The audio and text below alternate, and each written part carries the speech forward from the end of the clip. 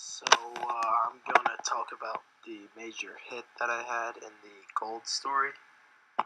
I got a vivid image of the rocks being moved by Luis, him wiping off the leaves, and seeing all the gold coins in the treasure chest.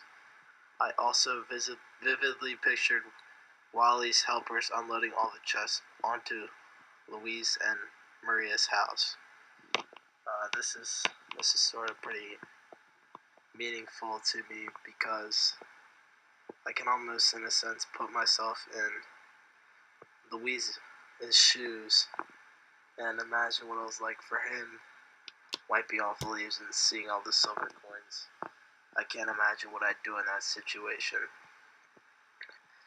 I think I would just take all the gold with me right away rather than getting help to move it down back to the house.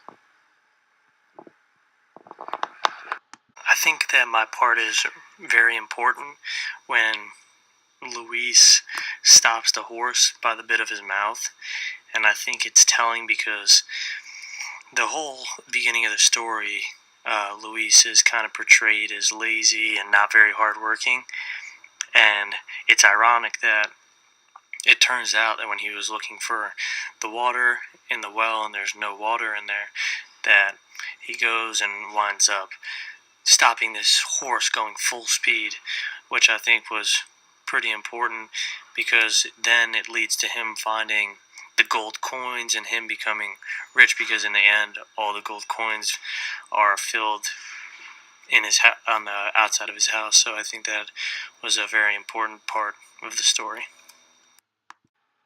My point of resonance that I chose was in the story about the three sons. The part of the story that stood out the most to me was when the two eldest brothers had failed at getting the water of life for their sick and dying father. It came down to the youngest son who completed the quest. Because the youngest son strictly wanted to save his father because of love and no other ulterior motives, like land and riches, he was able to complete this task. This was very impactful to me because later in the story, he was able to marry the princess because he was blinded by love and walked all over her gold path that her brothers avoided. These two examples tied together perfectly and showed us that love rules supreme. My point of resonance in the canoe story would have to be towards the end when Canoe Below's daughter comes down from the ladder from Canoe Above with the 5 unfamiliar characters. I think this reflects back to the beginning when the sub-chiefs thought the 5 unfamiliar characters should be banished because they were causing problems in the village. Canoe Below thought they would listen to them, and they did, and followed his orders. And when Canoe Below needed the people of the village the most, no one was there, but due to his niceness, the 5 unfamiliar characters decided that they would help him bring back his daughter.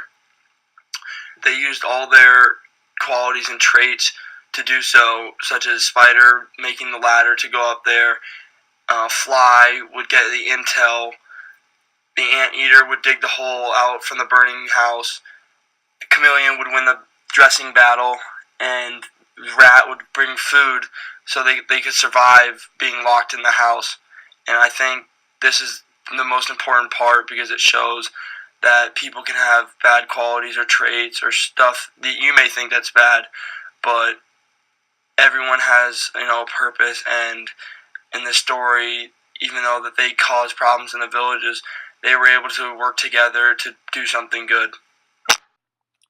Jack was very lazy, but when his mother asked him to do work, he did what his mom told him to do and got a job. Jack did a proficient job at work and was rewarded after long shifts. However, Jack's immaturity got the best of him, and he didn't have anything to show for his work.